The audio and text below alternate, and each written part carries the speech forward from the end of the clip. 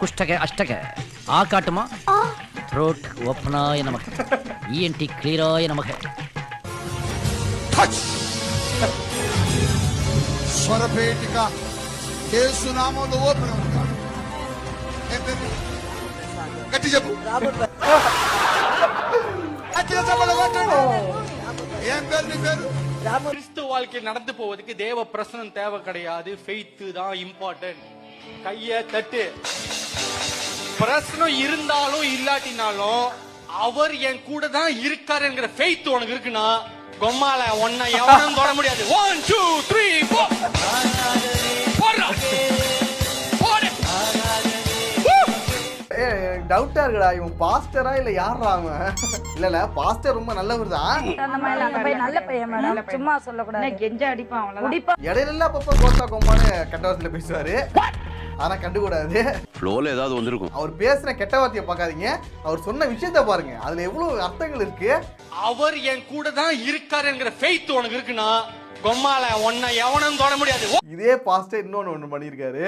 எல்லாத்தையும் எடுத்து நீனே வச்சுக்குவ, அப்புறம் பத்துலன்ற. ஆதாம்கிட்ட பழத்தை கொடுத்தப்ப சீட்டை எதுல தான் வச்சு கொடுத்தாரு? பழத்துல தான். ஆதாம் பழத்தை சாப்பிட்டது, அந்த மறுபடியும் பழம் கொடுங்கன்னு தேவன்கிட்ட போவே. அப்ப சாப்பிட்ட பழத்துக்குள்ளதான் என்ன இருக்கு? விதையும் வச்சு கொடுத்தாரு. கடவுள் கொடுக்கும் போது, சம்பளத்தை கொடுக்கும் போது அவருக்கு வேணுன்றதை உள்ள வச்சுதான் கொடுத்தாரு. ஊழியக்காரனுக்கு கொடுக்கறதும் அதுக்குள்ள வச்சுதான் கொடுத்தாரு. கொடுத்துட்டு இப்ப வெளியேந்து பாக்குறாரு, நீ கொடுக்கறியா இல்லையா? கொடுத்தனா அவரை நீ விசுவாசிக்கிறன்னு அர்த்தம், கொடுக்கலனா நீ அவரை விசுவாசிக்கல அப்படின்னு அர்த்தம்.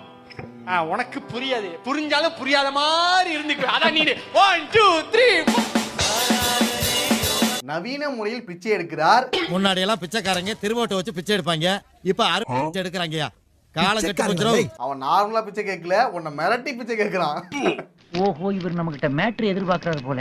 இதுல எனக்கு ஒரு டவுட், இப்ப ஆண்டவர் வந்துட்டு கொடுக்கணும்னா டைரக்டா ஊழியக்காரர்களிடமே கொடுத்துருக்கலாம்ல, அது ஏன் எங்கள்கிட்ட கொடுத்து உங்கள்கிட்ட கொடுக்க சொல்றாரு? மன்னிக்கணும், தட்டுல இருக்க சாதம் வாய் வரைக்கும் வரணும்னா அதுக்கு ஒரு கை தேவை. அதே மாதிரி கடவுளுக்கும் பக்தர்களுக்கும் மத்தியில ஆச்சாரமான நாங்க இருந்தாகணும்.